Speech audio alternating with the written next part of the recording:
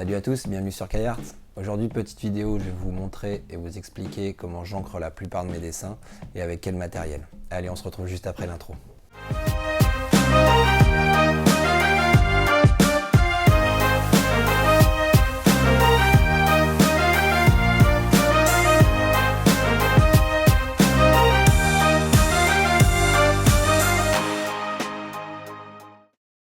Donc, comme certains l'auront compris, j'encre principalement à la plume et à l'encre de Chine. Je trouve ça plus agréable et plus authentique qu'avec un liner. C'est plus long, c'est plus risqué aussi. Vous n'êtes pas à l'abri qu'après 1h30 d'ancrage, un petit loupé et hop, l'encre de Chine ça pardonne pas trop, même s'il existe quelques petites astuces, ça je vous l'expliquerai après. Bon allez, on va arrêter de parler de moi, je vais vous montrer un peu le matériel que j'utilise. Donc, on va commencer par l'essentiel, les plumes. Donc moi j'en utilise 3 différentes, selon les parties du dessin, j'en utilise 3. Donc il y a la plume G, la plume Sagi,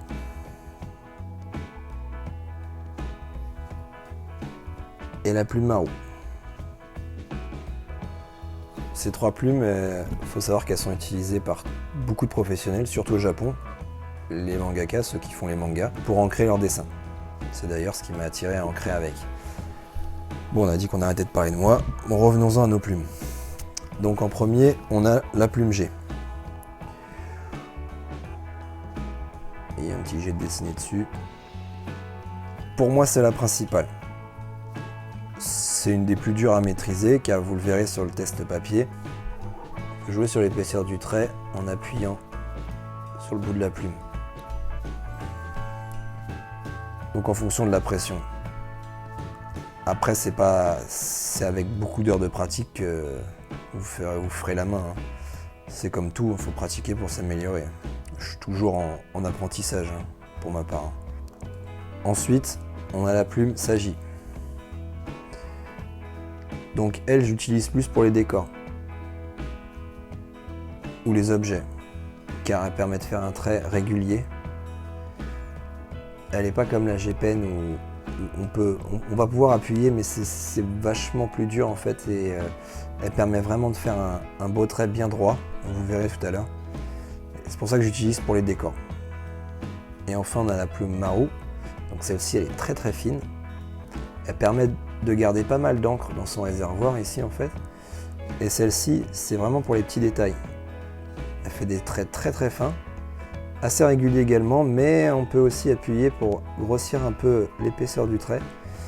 Et elle est très bien pour les visages, les cheveux des personnages ou tout ce qui a vraiment besoin d'être très fin, quoi. J'utilise aussi pour tracer les traits de vitesse sur les dessins. C'est pas mal. Et c'est très fin et très, très pratique. Bon allez, on va tester tout ça sur le papier. C'est parti. Bon, pour ce qui est du papier, le mieux c'est de prendre un papier le plus lisse possible. Assez épais quand même, hein. Vous n'allez pas prendre une feuille d'imprimante. Mais voilà, une feuille canson type Bristol, c'est ce qu'il y a de mieux. Après vous avez des papiers spécial manga, mais c'est un peu plus cher et un peu plus difficile de s'en procurer. Mais du Bristol de chez Canson ou Clairefontaine, peu importe, hein, ça fait très bien l'affaire. Pourquoi lisse? Pour éviter que votre plume vienne racler le papier et qu'il y ait des petits morceaux de fibre qui restent coincés dedans. Ça pourrait gêner après pour l'écoulement de l'encre. Donc avant tout, je vais aussi vous parler des porte-plumes. Donc moi j'en ai 3 différents. Pourquoi? Parce qu'il y a 3 plumes. Ça m'évite de les retirer et de les changer à chaque fois que j'en ai besoin. Bon, vous n'êtes pas obligé d'en avoir 3, hein. Ça marche avec un, c'est pas si difficile que ça à retirer. Moi les miens, ça... Je retire ce que j'ai dit. Non, moi le mien ça se tire. Voilà, ça se déclipse comme ça. Donc vous voyez, là ici cette petite partie elle est en métal et on vient y glisser la plume. Donc, trouvez l'endroit où c'est le plus... Voilà. Et vous venez y glisser la plume en butée et voilà, elle est mise. Donc quand vous êtes en train de dessiner, c'est vrai que c'est plus facile quand même d'avoir juste à poser et à prendre l'autre. Donc celui-ci, il est pas pareil. Alors ils sont tous les 3 en bois. Celui-là aussi est en bois mais peint en jaune, de la marque Délétère. Je reviendrai sur celui-ci après. Ceux-là sont en bois simple, on me les a donnés. Mais par contre celui-ci, le bout, il est en plastique. Alors je sais pas si à la longue, ça s'abîme ou pas. Moi vu que c'est la sagie qui est tout le temps dedans, elle bouge pas. Donc ça se déformera pas. Après il existe d'autres porte-plumes où vous avez un système de serrage sur le côté. En fait c'est un petit levier qui se lève. Vous glissez votre plume et ensuite vous rabattez ce petit levier et ça bloque la plume. Moi je vous avouerai que j'ai fait avec ce que j'avais et ça fait très bien l'affaire. C'est pas... Donc voilà. Donc si vous voulez revenir du coup sur celui-ci, je vous mettrai le lien dans la description.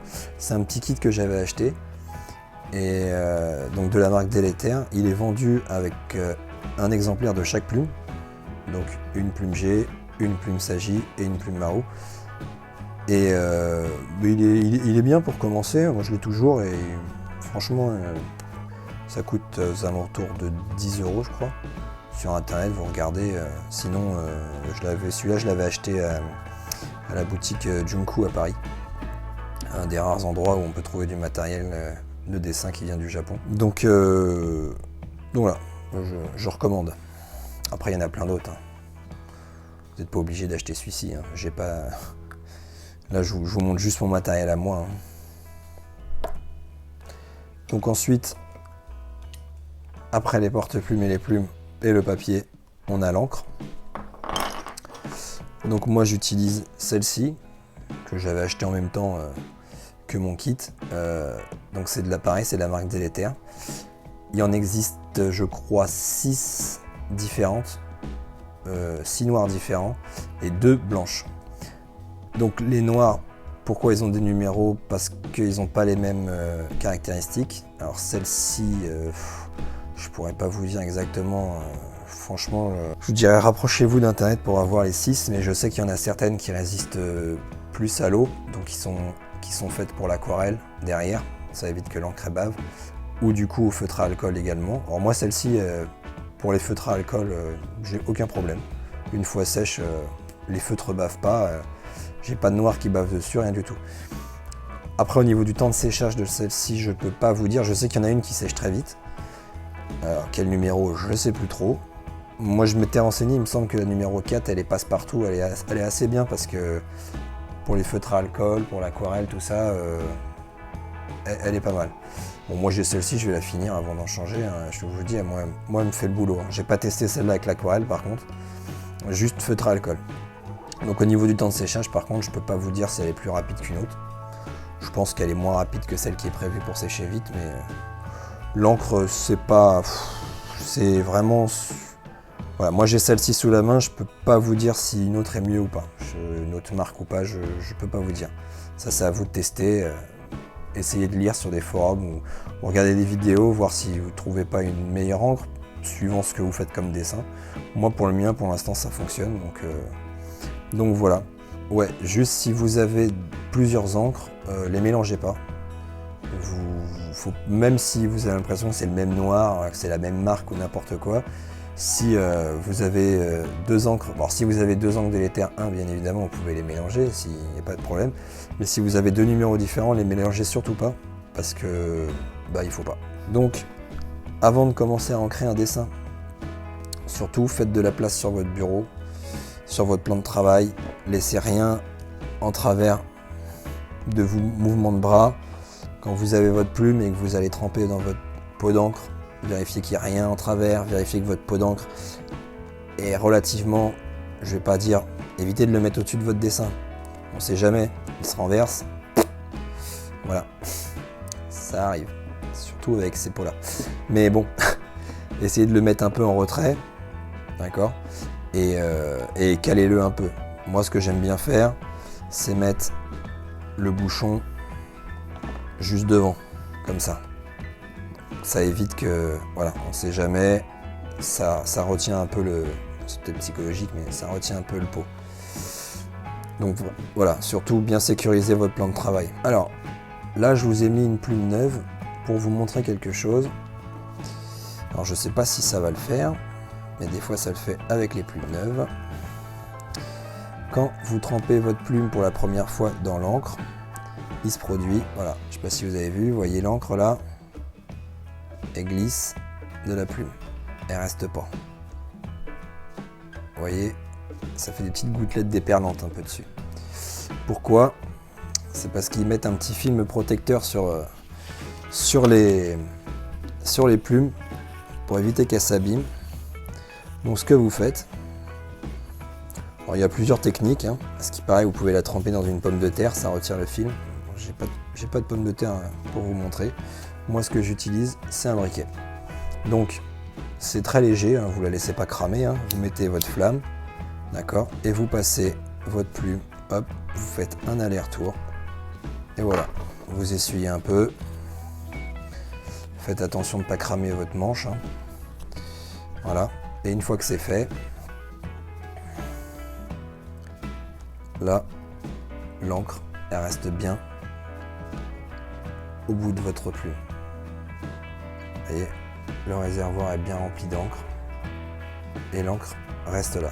Donc, dernière petite chose à avoir, avant de commencer, prévoyez un chiffon doux, de l'essuie-tout pour essuyer votre plume tous les 4-5 trempages à peu près dans le pot. Vous l'essuyez bien pour bien la retirer, pour pas que l'encre sèche dessus à certains endroits et qu'après du coup à retirer c'est vachement galère. Du coup vous l'essuyez et vous repartez pour un truc bien propre.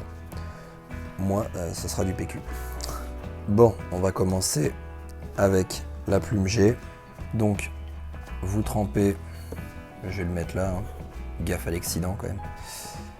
Donc vous trempez votre plume, vous tapotez sur le côté. Et ensuite, vous pouvez faire vos lignes. Donc, plus vous appuyez, plus votre ligne est épaisse, moins vous appuyez, plus elle est fine. Et comme je vous disais avec la plume G, c'est que vous pouvez jouer sur l'épaisseur de vos traits. Ça lâche plus ou moins d'encre. Vous voyez, là, il n'y en a plus. Vous remettez de l'encre. Donc, vous pouvez faire. Alors c'est pas un stylo, donc vous pouvez pas trop, vous entendez, je sais pas si vous entendez, mais ça racle un peu la feuille.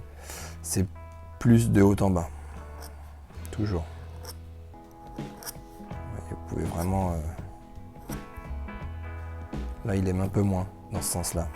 Donc favorisez, essayez plutôt de bouger votre feuille. Moi je le fais pas pour que vous puissiez voir un peu mieux mes mouvements, mais c'est vrai que la plume n'aime pas trop dans ce sens-là. Elle va préférer vraiment de bas en haut ou un peu sur le côté, mais voilà. Après, voilà, vous jouez vraiment avec l'épaisseur du trait, avec la pression, quoi. C'est elle qui va donner une forme vraiment plus ou moins épaisse et jouer avec les déliés. Donc voilà, c'est vraiment si vous faites ça, vous risquez de. Enfin, si vous appuyez pas trop, c'est pas dérangeant et vous pouvez faire. Vous pouvez remonter un peu, mais si vous voulez vraiment partir de bas en haut, faites-le comme ceci. Et là, vous pouvez vraiment remonter. Mais évitez d'aller contre, comme ça. C'est pas, voilà, comme je disais, c'est pas un stylo, quoi. Donc ça, c'était la G-Pen, qui est assez dure à utiliser. Mais une fois que vous la maîtrisez bien, en fait, ça joue vraiment sur la dynamique de votre personnage, ou jouer avec les traits, ça va rendre le mouvement plus vivant, plus dynamique, quoi.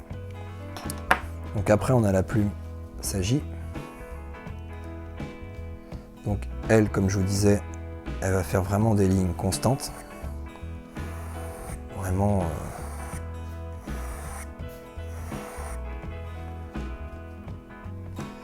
Donc on va pouvoir un peu appuyer, mais c'est pas.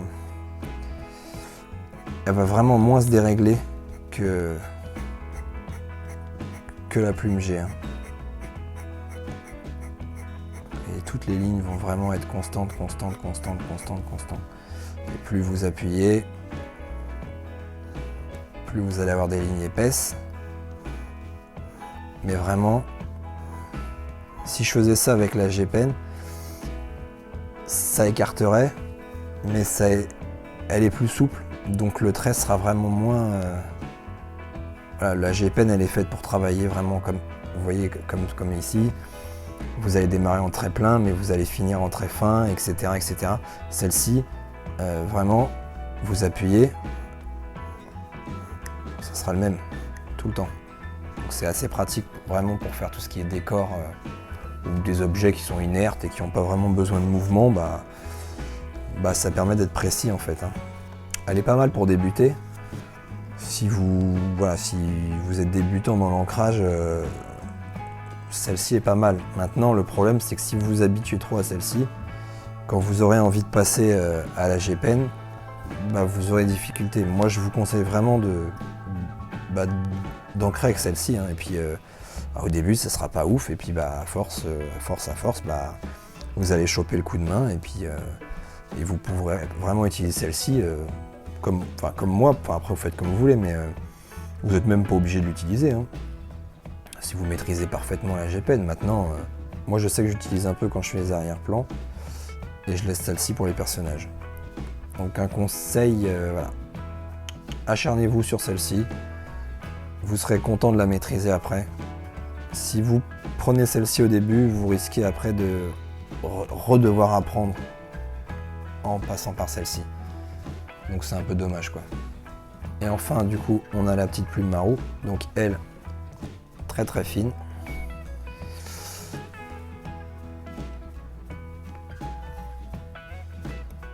Donc elle, très très fine. Elle permet de faire des traits vraiment. Je sais pas si vous allez les voir.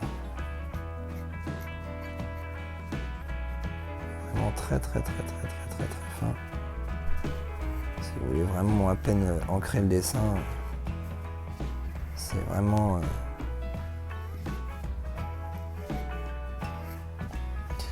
Par contre, elle est comme la G-Pen, vous pouvez appuyer.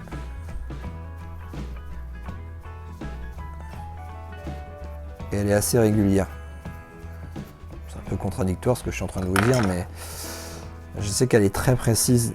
On a vraiment un visuel dessus qui permet de faire vraiment les petits détails sur les personnages, tout ça, c'est... Voilà. Moi j'utilise aussi, donc, comme je vous disais, pour tracer. Moi j'utilise une règle basique. Surtout, pensez à ce qui est, je ne sais pas si vous voyez bien, un petit rebord comme ça. Pourquoi? Parce que si vous utilisez celui-là,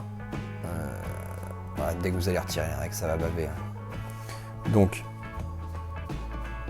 que si vous utilisez cette partie-là, en fait, vous allez un peu en mettre sur la règle, mais par contre, vous pouvez bouger votre règle. Il n'y a pas de problème. Et moi, c'est ce que j'utilise pour mes traits. Alors, si vous faites du manga, pas forcément la plume Marou pour vos cases. Utilisez la Sagi, elle est bien. Pour tracer également des traits plus gros. Moi, la Marou, c'est vraiment pour les traits de vitesse. Et vous voyez, donc après, ça en met un peu sur la truc. Vous prenez votre chiffon. Hop. Et vous retirez tout. Donc voilà la plume Marou, idéale pour faire les petits ombrages vraiment sur vos personnages.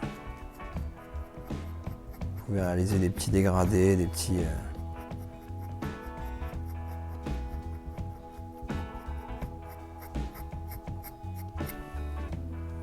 Donc voilà pour le petit test papier. Bon, on se fait un petit ancrage d'un de mes dessins. Et puis on se retrouve juste après. Allez, c'est parti.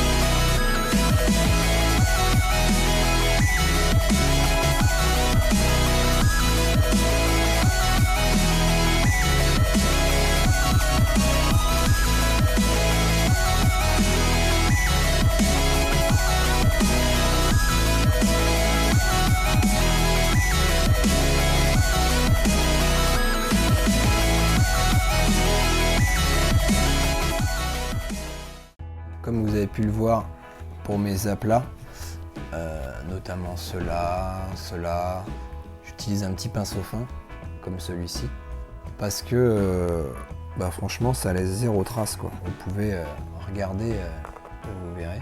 Alors toutes les traces que vous verrez en bordure, c'est ceux que j'ai réalisés en fait avec la plume. Pourquoi? Parce que quand je m'approche des bords, des fois j'ai un peu peur de dépasser, du coup j'utilise la plume. C'est pas ce qu'il y a de mieux pour colorier, parce que du coup ça vous laisse des marques en fait, comme un peu comme une gravure. Alors que vraiment les endroits où je suis passé avec le pinceau, c'est nickel quoi. Franchement c'est zéro trace et c'est vraiment agréable d'avoir un bel aplat noir, chose qu'on n'aura pas avec, difficilement avec on n'aura pas un noir aussi intense avec un marqueur. Moi je sais que l'encre de Chine, ça reste une valeur sûre pour l'ancrage. Après il m'arrive d'ancrer avec des liners. Hein. Moi j'utilise ceux-ci. Je les ai achetés il n'y a pas si longtemps et ils font le boulot. Hein. C'est juste que moi je reproche quelques trucs au liner. Quand vous faites votre dessin donc au crayon de papier, donc vous allez faire votre esquisse, d'accord? Vous allez appuyer plus ou moins avec votre crayon, ça c'est tout le monde. Mais au moment d'ancrer, donc vous allez faire votre trait propre. D'accord? Même si vous estompez un peu votre crayon de papier avant. Ok. Même si vous estompez un peu votre crayon de papier, on va faire le même test pour la plume.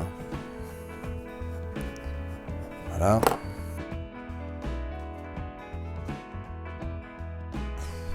On va laisser sécher un peu. Bon, déjà, le liner, on le voit, hein, il est assez...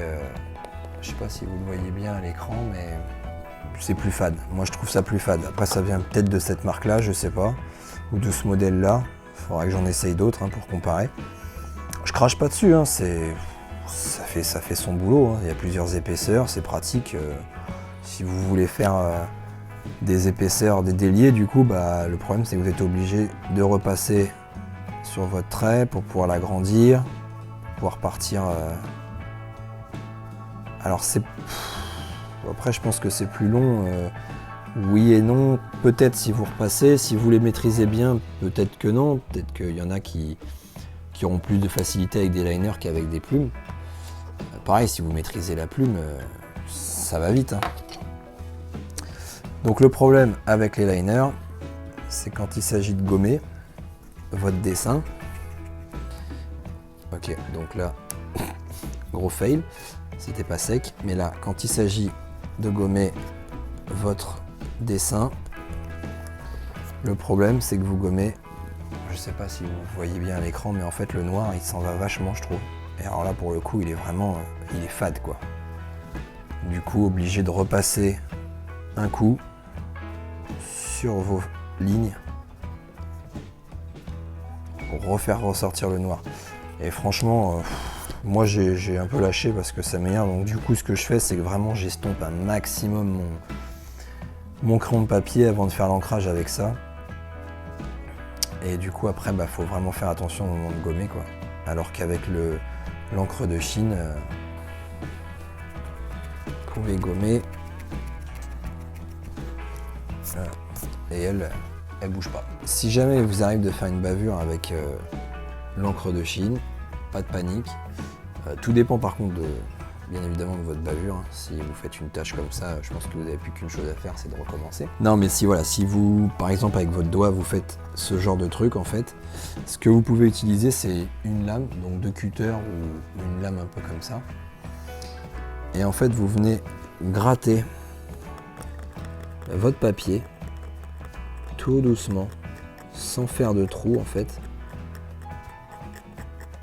Vous venez gratter petit à petit. En fait, vous allez retirer la première couche. Alors là, je suis sur le papier un peu plus rugueux de l'autre côté. Hein. De l'autre côté, c'est plus lisse, mais là, j'avais retourné la feuille pour vous montrer. Et voilà.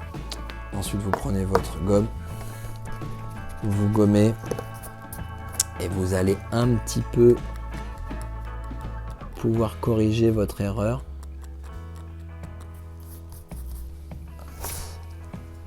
Alors voilà, donc ça laisse une petite marque quand même, hein, bien évidemment. Mais bon, si jamais derrière vous coloriez votre dessin ou tout ça, du coup vous arriverez plus facilement à le cacher. C'est une petite technique. Après, il en existe une autre, c'est d'utiliser de l'encre blanche. Le truc, c'est que si c'est pas, ça risque de pas être exactement le même blanc que votre feuille, donc ça risque de se voir. C'est un peu comme si vous mettez du Tipex. Quand vous mettez du Tipex sur votre feuille, ça se voit un peu. Moi, j'aime bien cette technique, voilà, dans la mesure où c'est réalisable. Je sais que j'utilise assez souvent parce que l'encre met un peu de temps à sécher, des fois on oublie un peu, et pour ça que quand vous ancrez votre dessin, toujours commencez par le haut. En fait, vous commencez par le haut et hop, comme ça, un peu comme une imprimante en fait, vous voyez, comme ça évite d'avoir votre main qui remonte dessus. Si vous commencez la tête et que vous passez au bras et que vous revenez ici, bah hop, vous risquez de faire ça. Donc moi je sais que voilà, je commence par le haut. Quand il y a des zones où je ne peux pas faire autrement, je préfère arrêter un petit peu, laisser sécher, revenir, attendre 5 minutes, revenir dessus. Voilà, comme ça vous avez vraiment zéro risque de faire ce genre de caca. Pareil pour gommer, hein, vous attendez bien quand vous avez fini votre dessin. Hein, pas besoin d'aller vite, hein, vous venez de passer plusieurs heures à l'ancrer. Vous n'êtes pas à 2 minutes près, laissez bien sécher avant d'utiliser votre gomme, sinon vous risquez de faire des cacas comme ça et vous serez un peu dégoûté. Donc voilà, bon voilà, le petit test des plumes est terminé. Faites-vous un petit dessin, lâchez vos liners, prenez une plume, testez et franchement vous verrez, vous prendrez vraiment beaucoup de plaisir. Et voilà, on a fini avec cette petite vidéo d'explication sur comment se servir d'une plume. Je vous mets les liens du matériel dans la description, en bas. Si vous avez des questions, n'hésitez pas à les poser dans les commentaires.